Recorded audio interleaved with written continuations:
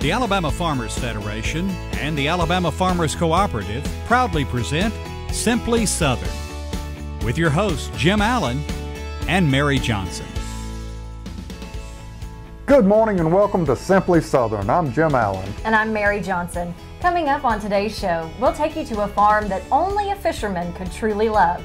Well, we ship crawling bait from here to South Florida, to South Carolina, Tennessee, Alabama, Mississippi, Louisiana, mainly is our distribution area.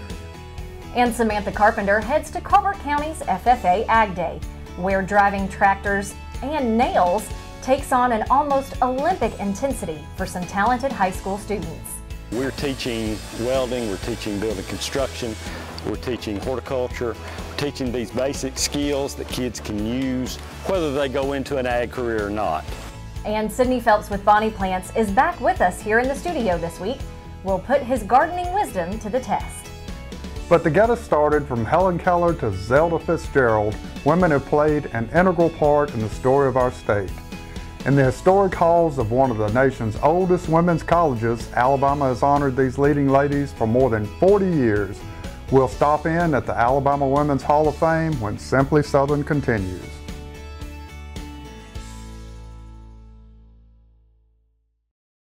There's no such thing as downtime when you own a farm. This is your land. You tend it and try to get the most from it, no matter the weather or time of day.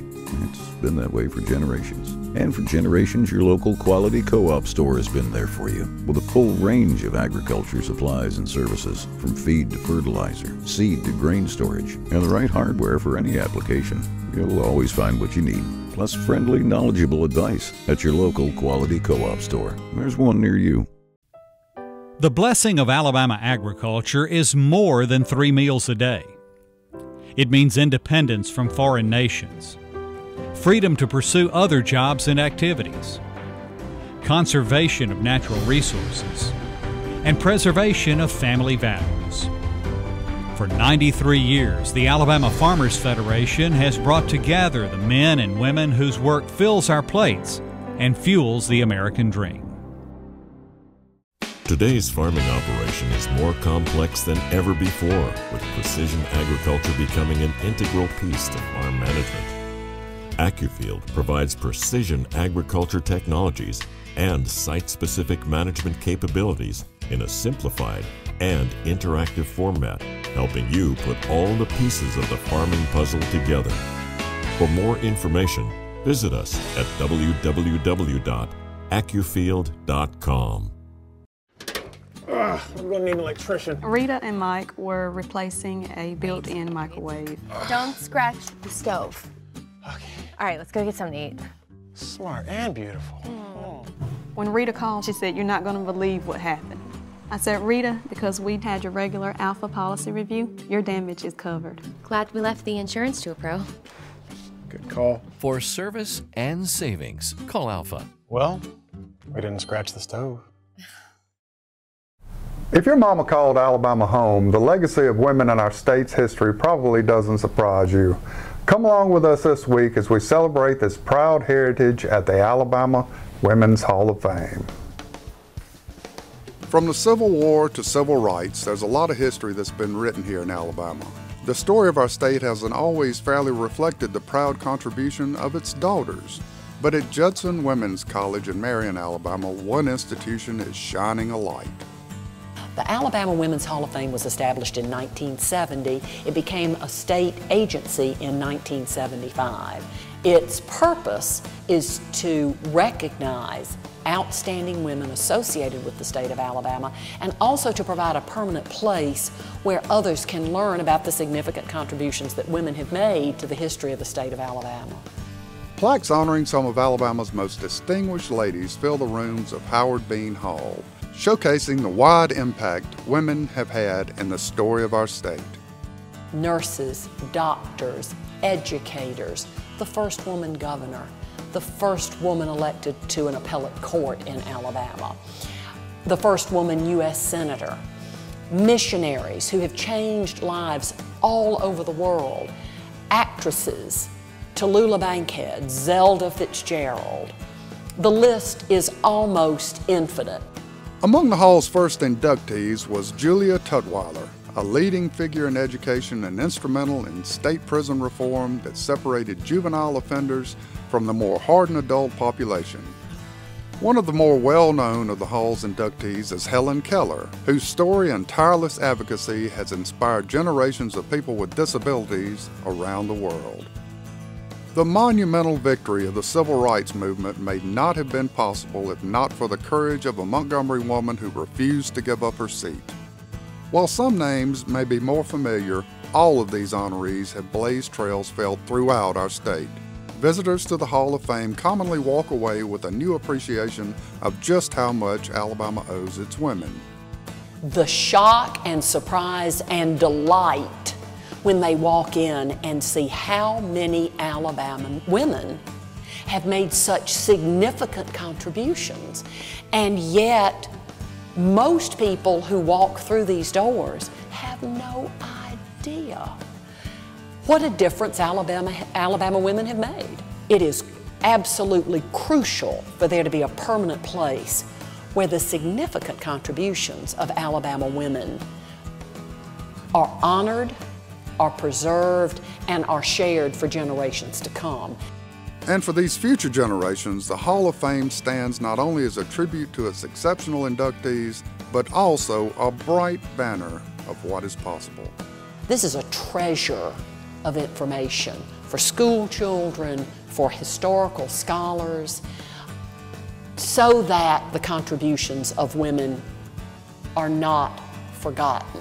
The field trips that parade through here, I think, are making a significant difference for all the school children, but particularly for the young women who come through here, to see how many wonderful women have made statewide, nationwide, international differences. It's inspiring, and to see their little faces light up when they come through here. Oh, maybe I could do that one day. This year's inductee to the Alabama Women's Hall of Fame was novelist Katherine Windham, author of 13 Alabama Ghosts and Jeffrey. And Jeffrey was actually a ghost that haunted her own home, but Windham, she was known for being just a wonderful historian of Alabama in general. And she was on NPR forever telling stories. Right, always interesting to listen to her. Coming up next, Colbert County FFA students take the skills they've learned and battle it out in down-home Olympic style. And later, we visit an Alabama farm that's bringing in a creepy, crawly kind of harvest. Alabama soybean farmers help fuel the state's economy. Soybeans are used to make clean, renewable biodiesel and are a key ingredient in feed for poultry, catfish, and livestock. Soybeans are used in dozens of products we use every day. But best of all, soybean farmers generate $258 million and more than 4,000 jobs for Alabama's economy, all while helping conserve our natural resources. Explore the power of soy. We believe a plant should be more than a plant. This one is. It's all you need for your garden to succeed. Because it's a Bonnie plant. It represents hundreds of varieties of Bonnie's quality veggies and herbs.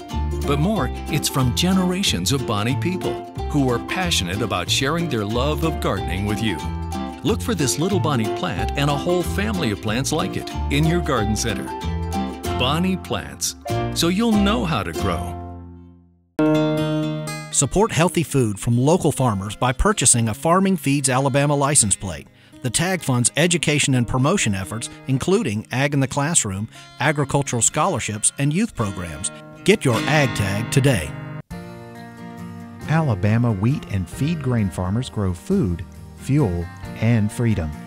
Their harvest helps feed Alabama's multi-million-dollar livestock, catfish, and poultry industries while reducing America's dependence on foreign countries for energy and food. By combining their strength with farmers of other commodities, feed grain growers are fueling the economic growth of Alabama communities.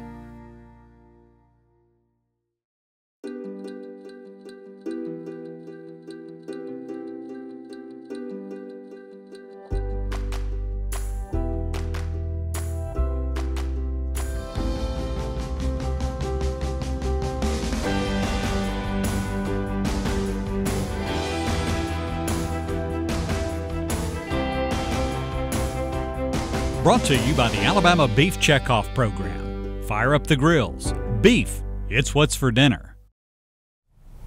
The FFA student organization has made a positive difference in the lives of countless students.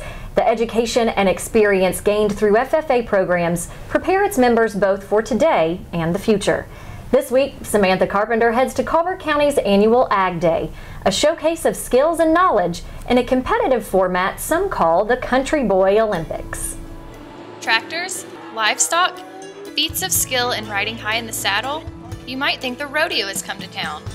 Welcome to the annual Colbert County FFA Ag Day.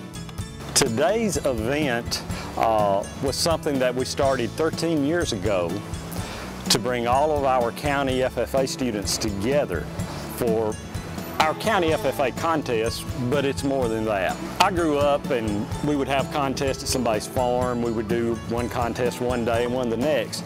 But I thought, wouldn't it be great if we just did them all one day, one place? Students participate in a variety of contests that put many of the skills they have learned through their FFA program to the test.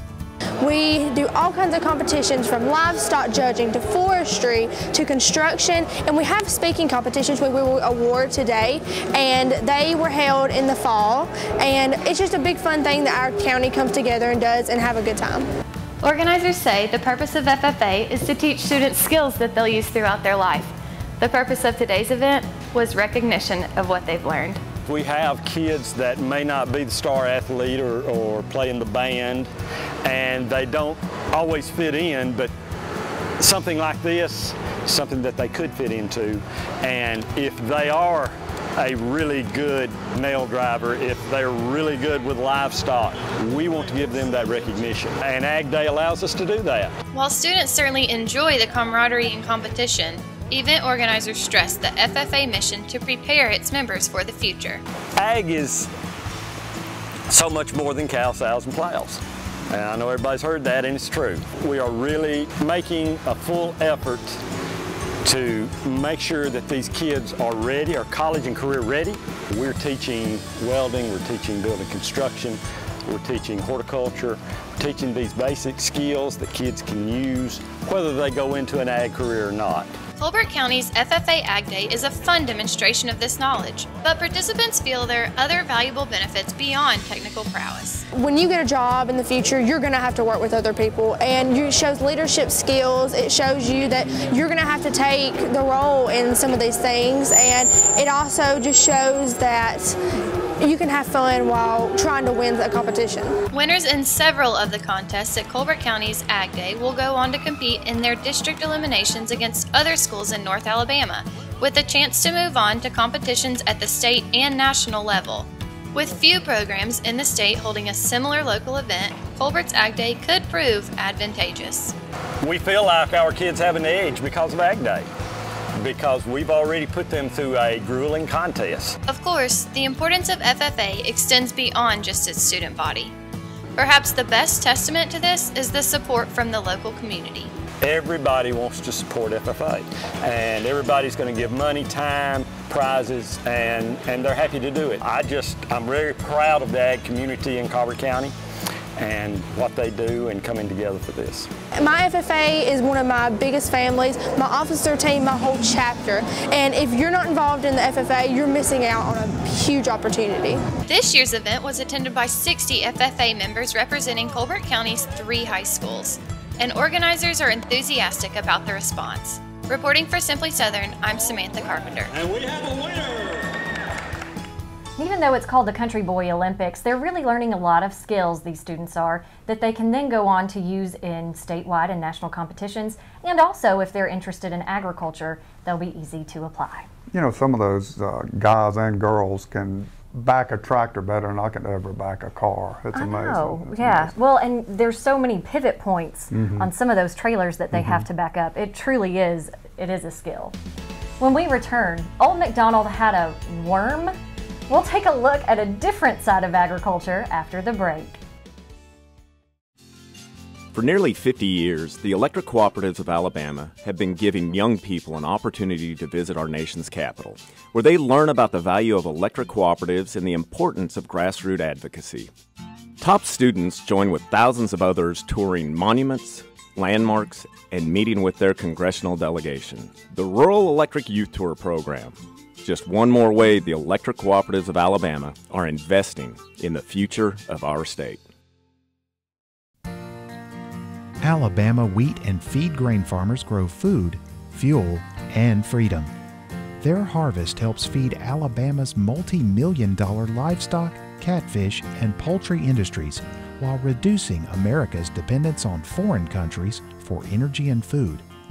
By combining their strength with farmers of other commodities, feed grain growers are fueling the economic growth of Alabama communities.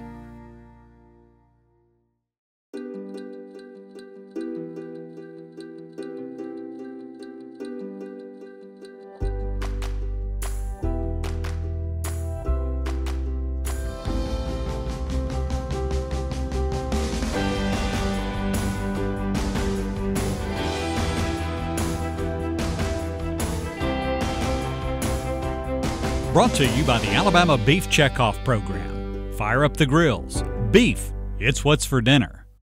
Alabama soybean farmers help fuel the state's economy. Soybeans are used to make clean, renewable biodiesel and are a key ingredient in feed for poultry, catfish, and livestock.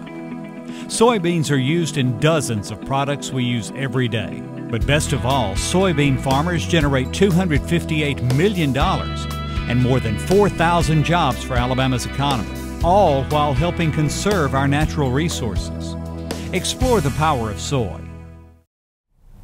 Much of the wealth of Alabama can be found on its many farms. Whether it's cotton and peanuts or poultry and catfish, our state enjoys a great diversity in agriculture, both above the soil and, as Kevin Worthington discovers this week, sometimes beneath.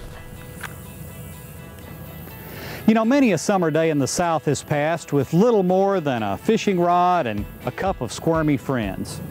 Well, regardless of where you are, worms are a common enough sight.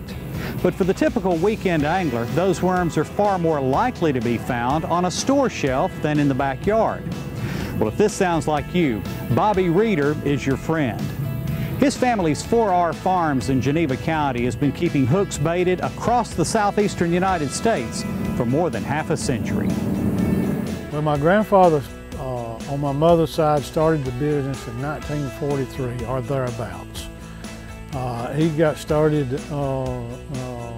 raising a local worm, kind of domesticating a local worm, growing it out under certain cultural practices that seemed to work, and it went from there from my grandfather to my father and down to me. And I'm a third generation in the live bait business. Our main part of our operation is going to be the live bait, crawling bait, and mostly worms. We do crickets also, but we distribute those the bait in the southeastern United States, from South Florida to the Carolinas to Tennessee and over to Louisiana. Worm farming, it turns out, is much more involved than a long day out with a shovel. As with most aspects of agriculture, Reeder's live bait operation is a complex business. Well, nothing is ever as simple as it appears to be, I suppose, but you start out, by finding a shade somewhere with good sandy loam soil, and you break up the soil or till the soil and put mulch in it. You disc in the mulch or work in the mulch with a rotary tiller. You come back, put a layer of mulch on top, then you seed your bed or stock your bed. And of course, the heavier you stock your bed, the quicker you can get it into commercial production. But then you feed and water the worm. Through a systematic process, the worms are collected, cleaned, and weighed before being loaded onto insulated trucks. They're then transported to a series of distributors called jobbers who handle delivery to bait vendors throughout the region. Well, we were one of the larger crawling bait businesses in the southeastern United States. There are larger crawling bait businesses probably now than what we are, but we're still, I would say, probably the largest in the southeastern United States. The variety of shapes and sizes occupying 4R Farms worm beds reflect the diverse demand from the fishermen who drive production. Well, we grow the wiggler, or the jumper, as it's commonly called. The correct name for it's a gray worm, but we grow it. That's the one we grow the most of and sell. We also handle the big red, which is a European red worm that's much larger than the little red most people are familiar with in this country, or manure worm, yellowtail, some people call it. We also handle the pink worm, which is known some of the time as earthworm. It's a more fragile worm. We don't grow it, but we buy it. It's harvested in the wild. And we also handle Canadian night crawlers we get in from Canada and distribute those to our jobbers and distributors also. And while they may look like just plain old worms to the untrained human eye, fish can be a bit more particular. Cat fishermen will use the Canadian night crawler. They cut him up in pieces, and he's pretty tough. And the pink worm probably is known for being used to catch shell cracker. I think the world champion shell cracker was caught on a Florida pink. Well, they called it a Georgia pink, but I bet it come out of Florida, a Florida pink worm.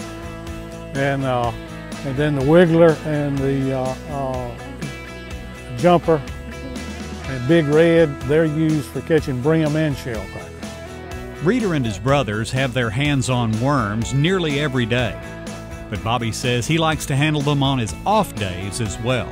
I don't get a chance to do it during the peak of the season when the fishing is the best. What I wind up doing usually is fishing when everybody else is not fishing, because it's slow enough I can take off in my business. But I love it. Love to fish, love to eat them. For Simply Southern, I'm Kevin Worthington. At Reeder's Farm, the worms also play an important part in their nursery that they started in the 80s. The worms are used to help keep the soil aerated and fertilized. You know, at one time they were producing over 500 million earthworms a year there. That's a lot of earthworms. That's a whole lot of worms, a whole lot of wiggling going on over there. A lot of wiggling. After the break, Sidney Phelps of Bonnie Plants is back with us in the studio again. We'll put his gardening knowledge to work when Simply Southern continues. This seems unbelievable, but I promise it's true. What's with the buzzer? Oh, that's a raven. That's a good omen. He knows we're coming back with dinner. Well, that bird had a bunch of friends. And when Scott got back to the camper... Well, that was a buzz! What? Scott! Wait, what did you do? It's raining inside. His new camper was a total loss, but his alpha policy covered it. It's that bird. For service and savings, call Alpha. Making sure you're covered? Good call. What one thing can you say about your local quality co-op store? You can trust us. You get what you need for your farm, for your lawn and garden, and the safest products for your pets. We're locally owned and operated, and you can trust that we care about our community and the people in it. So if you're a raised bed gardener, a rose gardener, or if you farm hundreds of acres, the Quality Co-op Store has exactly what you need to get the job done. All this plus friendly, knowledgeable advice. Your Quality Co-op Store. There's one near you. Support healthy food from local farmers by purchasing a Farming Feeds Alabama license plate. The tag funds education and promotion efforts, including Ag in the Classroom, agricultural scholarships, and youth programs. Get your Ag tag today. We believe a plant should be more than a plant. This one is. It's all you need for your garden to succeed. Because it's a Bonnie plant. It represents hundreds of varieties of Bonnie's quality veggies and herbs. But more, it's from generations of Bonnie people who are passionate about sharing their love of gardening with you. Look for this little Bonnie plant and a whole family of plants like it in your garden center. Bonnie Plants, so you'll know how to grow. Friends, we're glad to have Sidney Phelps from Bonnie Plants here with us again in the studio. Sid, as clay all over the state of Alabama, say I got a clay place that I want to put a vegetable garden. What are some good, cheap soil amendments I can use? Anytime you're working with clay, you really want to find a good hardy topsoil, not a sand-based topsoil, because if you mix that in with clay, it's going to turn hard, basically be like concrete. You can use any type of manures, potting soils or mixes from retailers, as well as lime. There's a lot of different things that you can use on that, but you know, with clay, you really got to watch your acidity. So a soil test before you start adding amendments is going to be very helpful in those lines. And now if you have clay soil and maybe you're not wanting to mess with planting directly into the soil, container garden, you can actually grow some good vegetables to feed your family out of a container, right? Container gardens are becoming more and more popular, and you can have containers of all different sizes. And the great thing about containers is you can companionize them. You can plant, for example, we call it a pizza garden, but you can use it with aroma tomato, basil, oreganos, parsleys, all in one container, and everything will grow. You do the same thing with different style herb gardens or grilling gardens, as I like to call them. You can use Mediterranean flavors in one pot for different recipes. And they're still pretty too, because that's what most people think of with container gardens is make it pretty to the eye. Exactly. You can still do that with vegetables. Yeah, you can get the big oversized containers that are ceramic and have all the great colors in them and add whatever you want to, and even mix flowers in with them as well. I know Bonnie's got a lot of warm weather plants, vegetable plants. What about from November till March? What do you got for us to plant there? Cool season crops, basically we're looking at your typical cabbage, collards, broccoli, as well as the lettuces and some of the salad mixes, you know, the chards, kales, onions, strawberries, all those type of items that we carry during that time of year, which carry over great into the early season.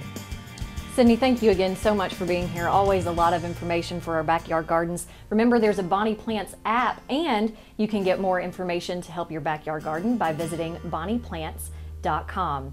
For more on the stories that we featured on today's show, visit their individual websites. For the stories of some of Alabama's outstanding women and more information on the Women's Hall of Fame, visit awhf.com. To find out more about the FFA organization and how you can get involved, the national organization website is ffa.org. And of course, to stay up to date on what we're doing here, be sure to like our Simply Southern Facebook page or visit our website at simplysouthern.tv.net.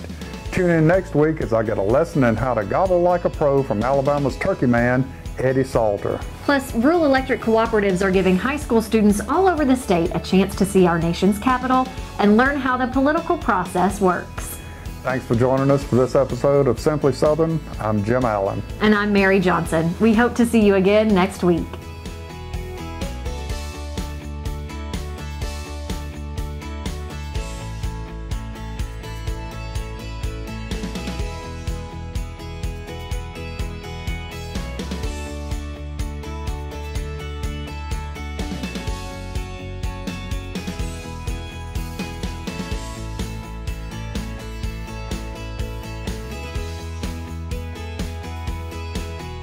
Simply Southern is a production of the Alabama Farmers Cooperative and the Alabama Farmers Federation.